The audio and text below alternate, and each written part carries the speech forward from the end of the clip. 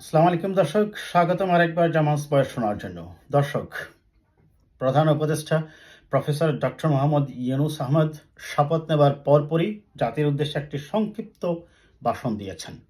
তিনি এই সংক্ষিপ্ত এই মেসেজে, এটাকে মেসেজ বা ভাষণ আমি যেটাই বলি না কেন, সেই মেসেজে তিনি অত্যন্ত সুন্দরভাবেই তার এই খুব কম কথায় একটা ইঙ্গিত দিয়েছেন যে তারা কি করতে চান বা কি তাদের উদ্দেশ্য।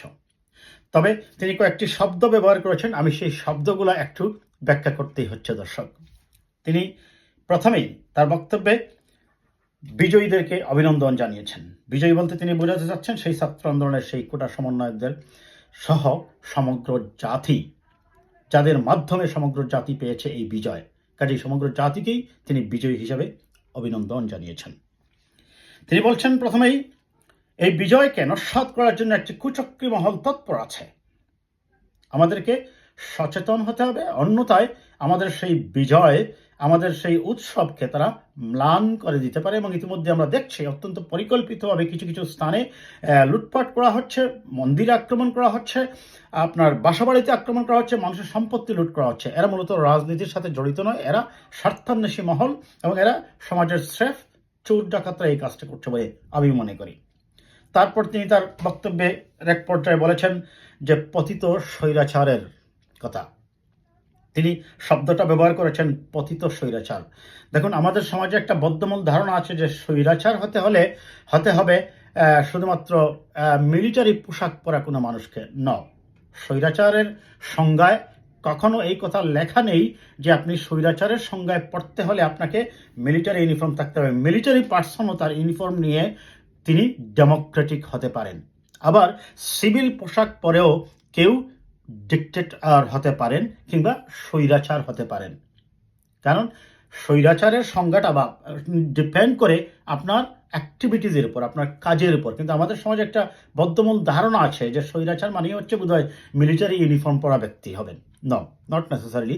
তিনি সেই জন্য যথার্থই বলেছেন পতিত স্বৈরাচার। গত বিদায়ী সরকারকে পতিত স্বৈরাচার, বিকজ স্বৈরাচার কি করে তার মতকে জোরপূর্বক অন্যের উপর চাপিয়ে দেয় এবং এখানে অন্য মতের কোনো গুরুত্ব বা প্রাধান্যই দেয় না, যে সেই হচ্ছে স্বৈরাচার। সেখানে সদ্যবিদায়ী প্রধানমন্ত্রী যিনি পালিয়ে গেছেন সেই শেখ হাসিনা ওয়াজেদ নিঃসন্দেহে একজন পতিত স্বৈরাচার, বিদায়ী স্বৈরাচার। বিকজ তিনি তার দল সহ, তার আওয়ামী লীগ সহ পুরো রাষ্ট্র ব্যবস্থার উপর তিনি একক ব্যক্তি হিসাবে সিদ্ধান্ত নিতেন। অন্যের মতকে তিনি সেখানে সিং করে রেখেছিলেন বা চাপা দিয়ে রেখেছিলেন। কাজেই তিনি পতিত স্বৈরাচার ছিলেন। তিনি যথার্থ শব্দটাই ব্যবহার করেছেন। তারপর জনাব প্রফেসর মোহাম্মদ ইউনূস তার বক্তব্যের এক পর্যায়ে ব্যবহার করেছেন দ্বিতীয় স্বাধীনতা। ইয়েস, আমরা ৭১-এর মুক্তিযুদ্ধের স্বাধীনতা পেয়েছি ৩০ লক্ষ শহীদের রক্তের বিনিময়ে হানাদার বাহিনীর বিরুদ্ধে যুদ্ধ করে একটি নতুন মানচিত্র এবং দেশ পেয়েছি। কিন্তু আমাদের কথা বলার স্বাধীনতা, গণতন্ত্র, মানবাধিকার, নৈতিক মূল্যবোধ এবং সামাজিক যে আচার, এগুলো আমরা অনেকটা ভুলে যেতে বসেছিলাম গত ১৪, ১৫, ১৬ বছর থেকে, বিশেষ করে এই সরকারের এই স্বৈরাচারী শাসন ব্যবস্থার কারণে। আমি আগেই একটাকে ব্যাখ্যা করেছি দর্শক, কারণ স্বৈরাচার অন্যের মতকে দবিয়ে দেয় টোটালি।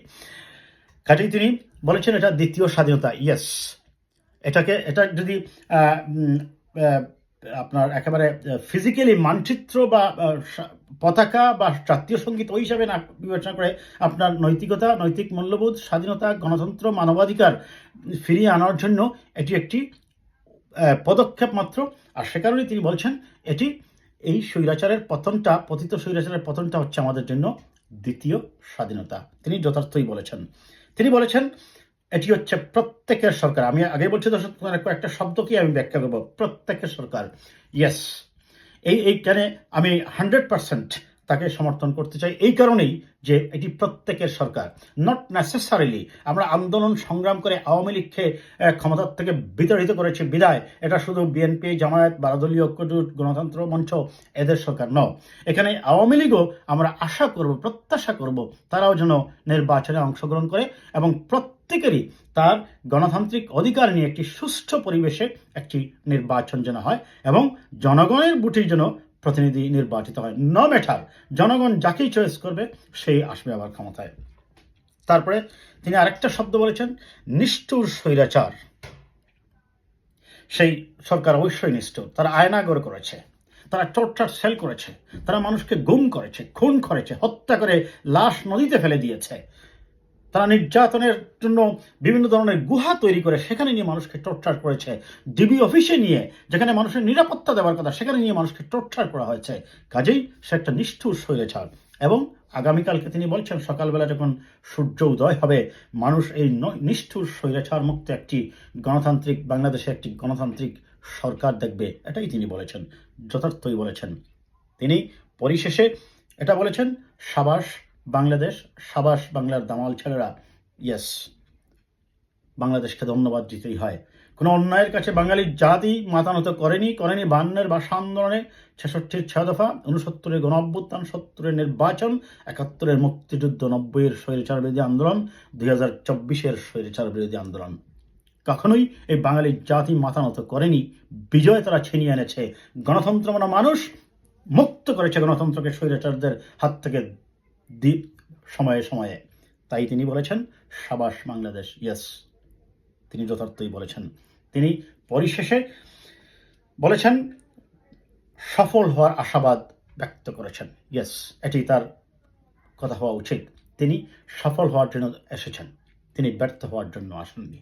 তিনি এসেছেন মানুষকে যে স্বপ্ন দেখিয়েছেন, মানুষের যে স্বপ্ন নিয়ে মানুষ তাকে দিয়েছে, তিনি সেই ব্যাপারে সফল হওয়ার আশাবাদ করেছেন। তিনি একজন অর্থনীতিবিদ, তিনি একজন নোবেল লরিয়েট, তিনি একজন পভার্টি এলিভেশন নিয়ে কাজ করা অত্যন্ত দক্ষ একজন মানুষ।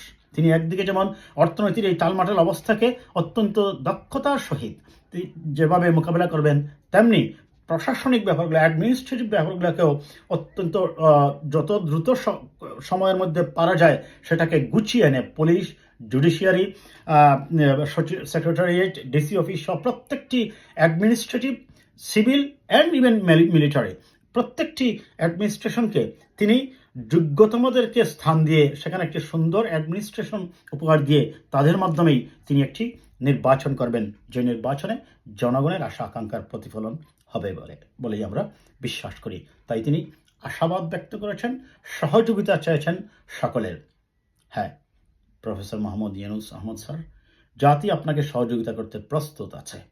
জাতি অনেক স্বপ্ন আশা নিয়ে আপনাকে দিয়েছে। আপনি জাতির ইতিহাসে একজন একমাত্র ব্যক্তি যিনি নোবেল বিজয় করে সারা বিশ্বে বাঙালিকে করেছেন গর্বিত, নিয়েছেন অনন্য উচ্চতায়। গর্ব করে আপনাকে নিয়ে বুকটা বড় হয়, বুকে সাহস পাই।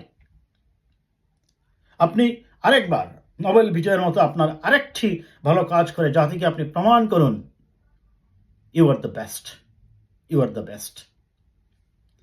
ভালো থাকবেন দর্শক।